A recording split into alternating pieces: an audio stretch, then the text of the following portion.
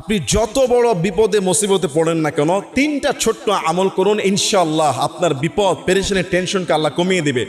তবে আপনার আল্লাহর প্রতি ভরসা রাখতে হবে যে আল্লাহ এটা কমাবেই, আল্লাহ আমাকে সাহায্য করবে। তিনটা আমল আমি ছোট্ট ছোট সহজ বলবো, অনেক আমল রাসূল করতেন, তার মধ্যে তিনটা আমল আপনাদেরকে শিখিয়ে দিচ্ছি। একটা হলো বেশি বেশি আপনি প্রথমে আস্তাগফিরুল্লাহ পড়া শুরু করবেন। আস্তাগফিরুল্লাহ শব্দের অর্থ হলো ক্ষমা চাওয়া, আল্লাহর কাছে ক্ষমা চাওয়া। আপনি আল্লাহর কাছে ক্ষমা চাইতে থাকবেন, আস্তাগফিরুল্লাহ আস্তাগফিরুল্লাহ। যত বড় বিপদে পড়েন না কেন, যখন আপনার পিঠ দেয়ালে ঠেকে গিয়েছে, আল্লাহর কাছে ক্ষমা চান। দৈনিক মিনিমাম 100 বার, আরো বেশি পড়লে আরো ভালো। সাথে আরেকটা তাসবিহ, লা হাওলা ওয়ালা কুওয়াতা ইল্লা বিল্লাহ, লা হাওলা ওয়ালা কুওয়াতা ইল্লা বিল্লাহ। যে এইটা আপনি ইখলাসের সাথে, অন্তরের দরদ নিয়ে, অর্থের সাথে পড়তে থাকবেন যতক্ষণ মন চায়, 100 200। এই দুইটা আমল, লা হাওলা ওয়ালা কুওয়াতা ইল্লা বিল্লাহ, আস্তাগফিরুল্লাহ একটা আমল। 3 নম্বরে এই দুইটা আমল যখন আপনি করতে